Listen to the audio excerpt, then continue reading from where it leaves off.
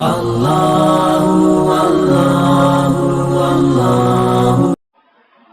حدیث میں اللہ کے رسول صلی اللہ علیہ وسلم نے فرمایا الناس معادن کمعادن الذهب والفضہ، انسان کتنا ہی گنہگار ہو ایک آدھ خوبی تو اس کے اندر ہوتی ہے، کوئی ایک آدھ نیک کام تو کر ہی لیتا ہے، اور وہ نیک کام ایک کرتا ہے لیکن وہ ایک نیک کام اس کو ہدایت پر ڈال دیتا ہے۔ ایک کام جیسے مشہور واقعہ ہے کہ ایک بدکار عورت تھی، بازاری عورت تھی، گرما کا موسم، اس نے دیکھا کہ ایک کتا پیاس کی وجہ سے تڑپ رہا ہے، اس کے دل میں رحم آیا اور اس نے ادھر ادھر بھاگ دوڑ کر کے پانی تلاش کیا اور لا کر اس کتے کو پلایا۔ وہ کتا پانی پیا اور اس کے جان میں جان آئی، اٹھ کے بھاگ گیا۔ یہ ایک نیکی کا کام اس نے کیا، اللہ تبارک و تعالیٰ کو اللہ تعالیٰ کو اس کا یہ عمل پسند آیا، اللہ تبارک و تعالیٰ نے اس کو نیک ہدایت دی اور اللہ تعالیٰ کے مقبول اور محبوب بندوں میں شامل ہو گئے۔ کتنے ہی گناہ اگر آدمی کرنے والا ہو، گنہگار ہو، تو ایک تو بھی نیکی اس کے اندر ہوتی ہے، اور نیکی کرنے والوں کے اندر کتنے بھی نیکی کریں، ایک آدھ تو گناہ اس کی عادت بن جاتی ہے، وہ چوری چھپے کر لیتا ہے۔ الناس معادن کمعادن الذهب والفضہ، گویا کہ انسان سونے اور چاندی کے جیسے کان ہوتے ہیں، خزانے جس کو کان کہا جاتا ہے، وہ خزانوں کی شکل ہے، لیکن وہ خزانے چھپے ہوئے ہوتے ہیں، جب ان کی اصلاح کی جاتی ہے تو وہ خزانے ابھر آتے ہیں۔ تو عزیزان محترم، اللہ تبارک و تعالیٰ نے انسانوں پر اپنے ظاہر اور باطن کے اصلاح کی ذمہ داری ڈالی ہے، اور اس کے لیے ہم کو شیخ طے کرنا ہے تاکہ وہ ہماری اصلاح کرے۔ اور شیخ کے چننے میں عجلت اور جلدی نہیں کرنا چاہیے، شیخ کے زندگی کو دیکھنا کہ وہ متبع سنت ہے یا نہیں ہے۔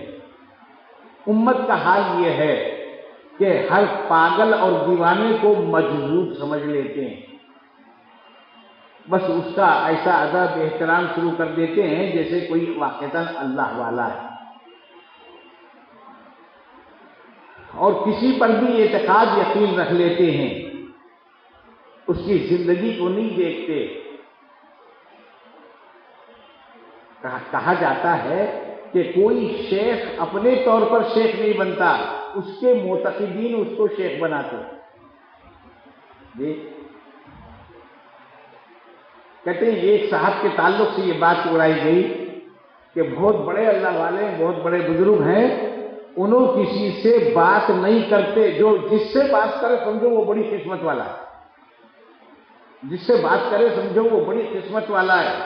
اب ہر آدمی اپنے ان سے بات کرنا بول کے انہوں کسی نہ کسی نوعیت سے چھیڑتا ہے، تو وہ خالی منڈی ہلا کے خاموش بیٹھ جاتے، اس لیے کہ اردو بات بھی صحیح نہیں کر سکتے، مجمع میں بیٹھے ہوئے ہیں،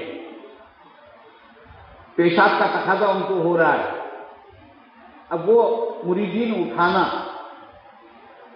اور سواری لے کے گئے ویسا، محرم کی سواری لے کے گئے ویسا لے جانا،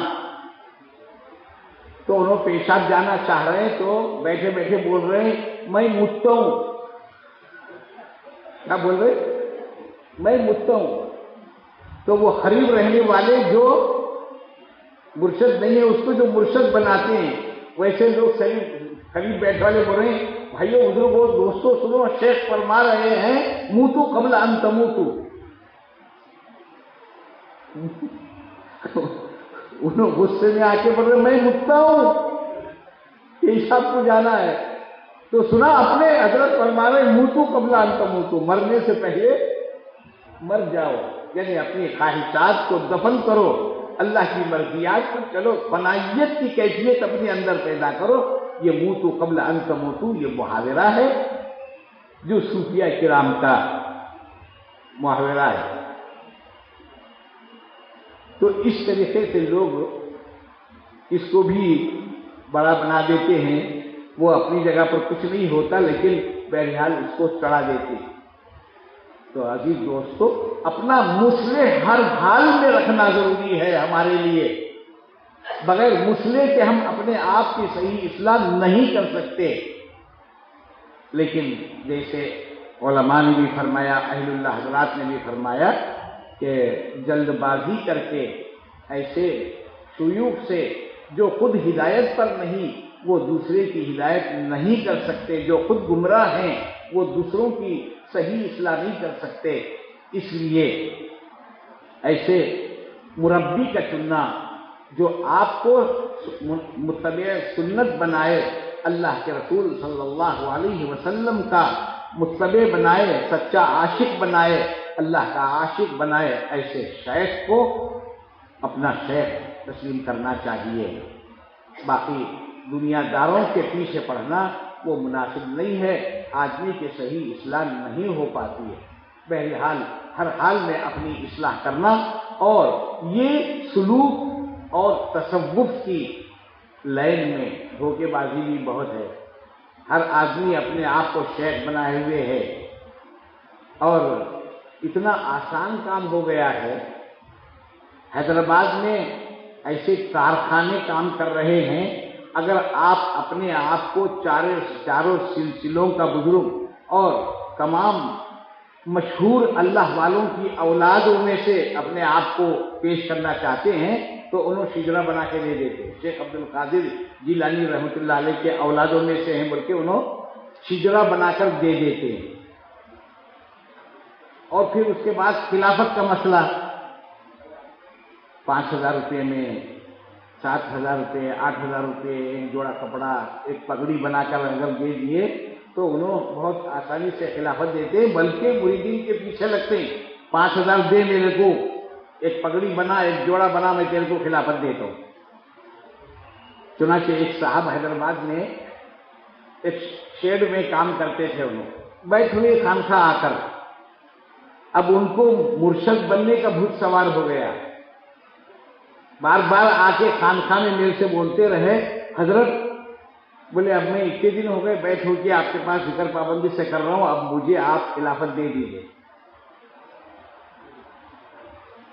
داڑھی منڈاتے تھے وہی پوزیشن میں تھے، بولا ابھی تمہارا ظاہر بھی نہیں بدلا، تم داڑھی بھی نہیں رکھے، باطن کی کیا کیفیت بتاؤں؟ نہیں بہت اعلیٰ کیسے تھے؟ بولے میں جس کو پڑھ کے تھوک دیتا ہوں اس کو شفا ہو جاتی ہے۔ ٹھیک ہے، وہ بہت اچھی بات ہے، لیکن خلافت ایسے نہیں ملتی ہے۔ تو انہوں نے بولے پھر وہ ہمارے گاؤں میں ظہیر آباد کے پاس کوئی مقام ہے، وہاں ایک مرشد ہیں، انہوں 5,000 روپے دیے اور ایک جوڑا کپڑا بنائے تو خلافت دے تو بول رہے۔ میں بولا تم جانو، انہوں جانو، اپنے کو اس سے کوئی معلومات نہیں ہے۔ تو وہ حضرت جا کر ان کو 5,000 روپے دے کے خلافت دیے۔ الحمدللہ ایک درگاہ ہے یا چلہ ہے نہیں معلوم، وہ چلے پر جا کر متولی بن کے بیٹھے ہوئے ہیں، وہ مور کے پن کا کٹا آنے والوں کے پیٹ کے اوپر مارنا، پیسے مانگنا، یہ ساری چیزیں ہو رہی ہیں۔ عزیز دوستو، یہ دنیا میں بہت بڑا دھوکہ ہے، اللہ والوں کے نام پر دھوکہ ہے۔ ایسے جعلی لوگوں سے بہت دور رہنا چاہیے۔ اللہ تبارک و تعالی ہماری سچی اصلاح فرمائے اور بہتر سے بہتر مجلسوں میں شریک ہونا ہم سب کو نصیب فرمائے اور اصلاح کا کرنا ہمارے لیے آسان فرمائے۔ اللہ ہمارے ظاہر کو اور باطن کو دونوں کو اصلاح کیا ہوا بنائے۔